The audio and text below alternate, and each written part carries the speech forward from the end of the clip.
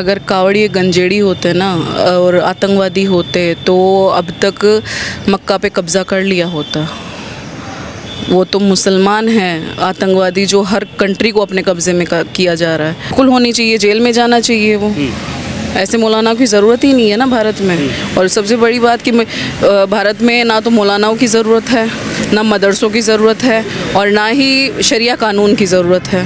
हर राज्य का मुख्यमंत्री योगी जी जैसा होना चाहिए और मैं तो चाहती हूँ कि आने वाले फ्यूचर में योगी जी प्रधानमंत्री बने, क्योंकि वो जिस तरह से इंस्टेंट फैसले लेते हैं ना वो बहुत बढ़िया है और यही अपने पूरे देश का विकास कर सकते हैं। शरिया कानून को यहाँ से फाड़ के फेंक सकते हैं। सावन का पवित्र महीना चल रहा है और लगातार लाखों कांवड़िए श्रद्धालु महादेव की भक्ति में आगे बढ़ रहे हैं। मेरे साथ इस वक्त जो है मैडम है, सीधा बातचीत करेंगे कि किस तरीके से कांवड़ को लेकर आगे बढ़ी हैं अनीसा बानो और लगातार चर्चाओं में रहती हैं। पिछले कई महीनों से जो है अलग अलग तरीके से चर्चाओं में, लेकिन इस बार जो कांवड़ ये चली है इसको लेकर चर्चाएं ज़्यादा हैं। अनीसा जी, पहली आपकी कांवड़ है? जी हाँ। मैं आपसे पहले भी मिला था जब आपके साथ वो ट्रेजेडी हुई, जब आप दिल्ली वापस आई, लेकिन कांवड़ लेके आना ये कैसे मन में आया? मेरे मन में इसलिए आया कि मैंने इस्लाम के हिसाब से हर दुआ मन्नत मांग के देख ली, मेरे को बच्चे मेरे नहीं मिले। तो महादेव की भक्ति में मैंने सोचा चलो एक आस्था जगी कि मेरे बच्चे मेरे को मिल जाए ऐसे, तो इसलिए मैंने कांवड़ लाने का सोचा। महादेव पे इतना विश्वास क्यों है? सभी कहते हैं कि वो जो आप मनोकामना उनसे करते हो वो पूरी होती है, इसलिए। आप कह रही हैं महादेव पे विश्वास है, मनोकामना पूरी हो रही है। एक मौलाना साजिद रशीदी वो तो कह रहे हैं कि साहब जो कांवड़ लेकर आता हो तो आतंकवादी है, वो तो नशेड़ी, गंजेड़ी, भंगेड़ी, शराब पीने वाले, तमाम तरीके की एक्टिविटी करने वाले, उपद्रवी उनको बता दिया उन्होंने। अगर कावड़िए गंजेड़ी होते ना और आतंकवादी होते तो अब तक मक्का पे कब्ज़ा कर लिया होता। वो तो मुसलमान हैं, आतंकवादी जो हर कंट्री को अपने कब्ज़े में किया जा रहा है। आतंकवादी तो सबसे बड़ा ये खुद मौलाना रशीदी है, एक नंबर का गंजेड़ी है, जिसको बोलने तक का होश नहीं है कि वो क्या बोल रहा है। और सबसे बड़ी बात ये ऐसे ऐसे बयान देता है कि जब तक 2-4 हिंदू मरेंगे नहीं तब तक इनमें खौफ नहीं बैठेगा। तो क्या फ़ायदा है ऐसे मौलाना का? और मैं सबसे बड़ी बात तो ये है कि प्रशासन और गवर्नमेंट ऐसे आदमियों पे एक्शन क्यों नहीं लेती है जिसने भारत का पूरा सब कुछ बिगाड़ के रखा हुआ है, आतंकवाद फैलाया जा रहा है। तो आपको लगता है कि मौलाना साजिद रशीदी पे कार्रवाई होनी चाहिए? बिल्कुल होनी चाहिए, जेल में जाना चाहिए वो। ऐसे मौलानाओं की ज़रूरत ही नहीं है ना भारत में। और सबसे बड़ी बात कि भारत में ना तो मौलानाओं की ज़रूरत है, ना मदरसों की ज़रूरत है और ना ही शरिया कानून की ज़रूरत है। ये जब तीनों चीज़ें अगर इंडिया में बैन हो गई तो आप देखिए कितना खुशहाल रहेगा हमारा भारत। मैं देख रहा था कि जब आपने कांवड़ यात्रा की चर्चा करी, आपके पेज, सोशल मीडिया का जो आपका पेज है उसको देखते रहते हैं हम भी, तो बुर्के की बड़ी चर्चा हुई। जब आपने वहाँ पे हवन किया, जब आपने वहाँ पे जप किया, बुर्के को लेकर आप क्या कहेंगे? कुछ लोग सवाल उठा रहे हैं कि साहब ठीक है कांवड़ लेके आनी आइए, आप बुर्के पे कांवड़ क्यों लेकर आ रही हैं? बुर्के में कांवड़ का क्या मतलब? बुरखे का मतलब ये था कि पहली तो एक तो संविधान हमें इस चीज़ की इजाज़त देता है कि हम कोई भी कपड़ा पहने, और दूसरी बात ये थी कि हमारी जो मुस्लिम बहनें हैं हम उनको अवेयर करें कि जो इस्लाम की कट्टरपंथियाँ है, कुरीतियाँ है, उनका विरोध करो खुल के। और जो हलाला से 3 तलाक से पीड़ित हैं, जो चुपचाप घर में बैठ जाती है हलाला करके, वो खुल के सामने आए, इन लोगों का विरोध करें। और हमारी हिंदू बहनें जो लव जिहाद के चक्कर में पड़ जाती है, उनको ये तक नहीं पता होता, वो कहती है हमारा अब्दुल ऐसा नहीं, हमारा सलीम ऐसा नहीं, जबकि सब एक जैसे होते हैं। अब वो लव जिहाद में उनको फंसा लेते हैं, फिर धर्म परिवर्तन, उनका नाम बदलवाना, फिर निकाह करना, फिर उनको पता नहीं उनके साथ में क्या क्या शुद्ध करने के लिए उनके साथ भी हलाला किया जाता है।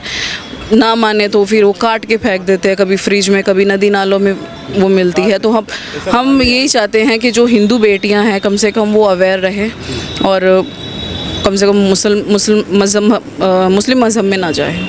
तो आप जैसे बुरके में कांवड़ लेकर आई, तमाम लोगों ने आपकी वीडियो बनाई, तमाम लोगों ने वीडियो वायरल की, तमाम लोग इस पूरे तस्वीर को देख भी रहे हैं, लेकिन सवाल ये है कि ये तस्वीर आपके ससुराल गई, ये वीडियो आपके ससुराल पहुंची होगी, तो जाहिर सी बात है जब गई है तो ससुराल से भी कोई वार्तालाप हुई, परिवार से कोई वार्तालाप हुई, आपके हस्बैंड से कोई वार्तालाप हुई, सास ससुर से कोई वार्तालाप हुई कि क्या तस्वीर है ये? पहली चीज़ तो ये कि तस्वीर तो उनके पास में हर जगह जा रही है मेरी, क्योंकि मेरे चैनल पे वो मेरी वीडियोस फ़ोटोज़ सब देखते हैं, उनका पूरा परिवार देखता है।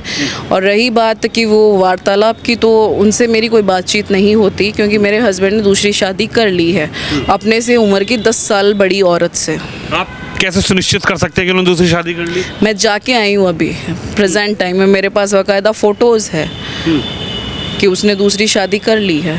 और रही बात उस औरत की, तो मैं तो यही कहूँगी कि सबसे घटिया किस्म की औरत जो ऐसे आदमी के पीछे आई, और एक तरह की रखेल जिसको मैं बोलना चाहूँगी, क्योंकि हो सकता है मेरे हस्बैंड को भी खुश कर रही हो, चाचा ससुर को भी कर रही हो और ससुर को भी कर रही हो, इसीलिए तो वो आई है और बच्चे भी पैदा कर रही है।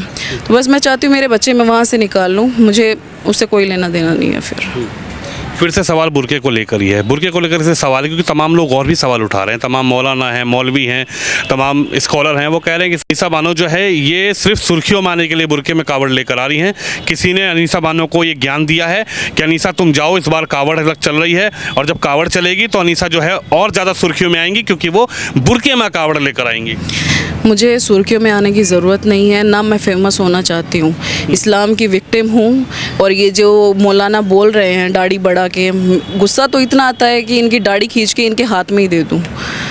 ना तो ये इस्लाम की बेटियों को ना तो इंसाफ दिला पाते हैं, सिर्फ शरिया कानून इन्होंने अपने मज़े के लिए ले रखे हैं, तलाक के लिए, हलाला के लिए और 4-4 शादियों के लिए।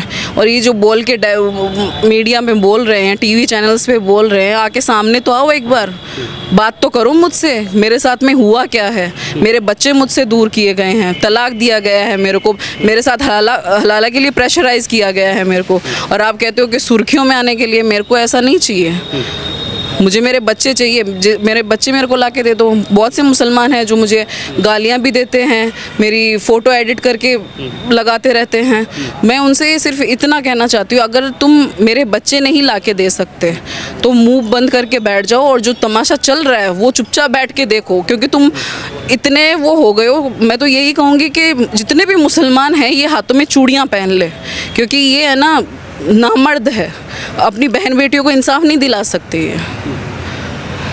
आप जब वहाँ से बुर्के में कावड़ लेकर चली, उत्तराखंड से फिर हरिद्वार से फिर यूपी की सीमा में आई, हजारों शिविर आपको मिले होंगे इस यात्रा में, लाखों कावड़ी आपको मिले होंगे।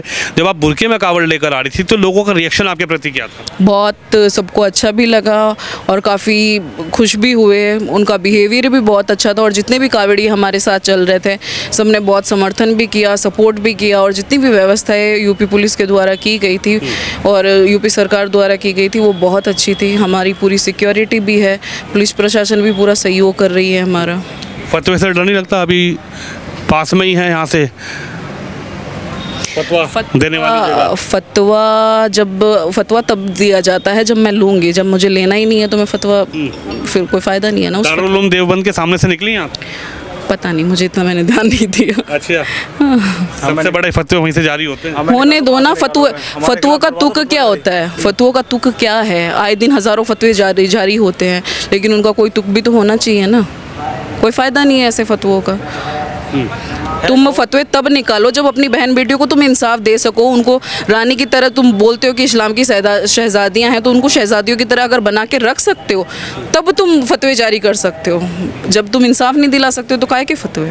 उत्तर प्रदेश के मुख्यमंत्री योगी आदित्यनाथ के बारे में आप क्या सोचती हैं? पहली आप कावड़ लेकर आई हैं, पिछले 2017 के बाद से यूपी में कावड़ियों के लिए विशेष व्यवस्थाएं प्रशासन और सरकार की तरफ से रहती है, आपने तो पहली बार कावड़ उठाई है, कैसा आपको लगा?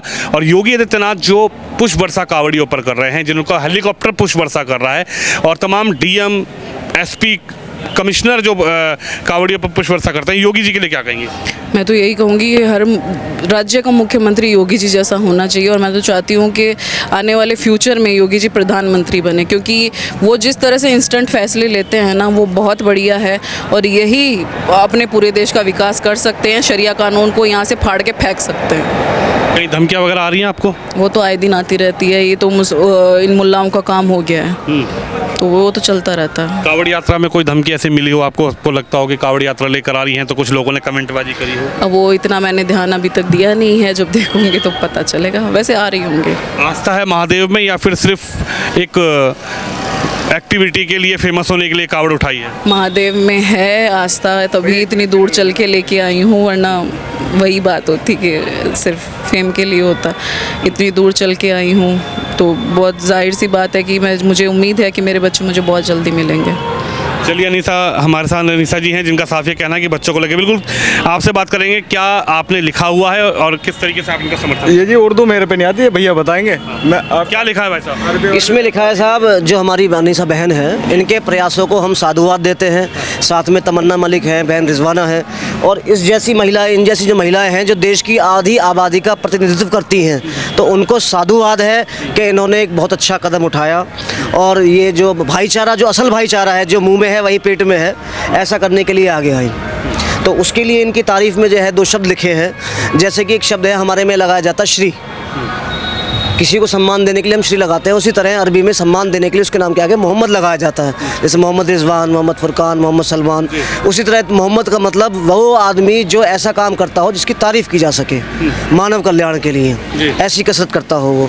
तो जो हमारी बहन अनीशा जी हैं, बहन तमन्ना मलिक हैं, बहन रिजवाना हैं, इन्होंने ये कसरत करी है कि ये पूरा अमन एक कोशिश कर रही हैं, तो इसके लिए इनको साधुवाद है। तो इसलिए इनको मोहम्मद का लक़ब दिया गया है, और परमात्मा से अरदास है कि जो इनकी प्रार्थनाएं हैं वो परमात्मा स्वीकार करे। तो हमारे साथ अनीसा बानो थी, जिनका हमने इंटरव्यू किया, और जिस तरीके से वो कावड़ लेकर आई हैं, क्या उनकी भावना है, मुख्यमंत्री योगी आदित्यनाथ के प्रति क्या भावना है, महादेव के प्रति क्या भावना है, तो उनकी भावना आपने सुनी। आप इस खबर पर इस वीडियो अपनी राय जरूर रखें। कैमरा मैन यादव के साथ विनोद शर्मा।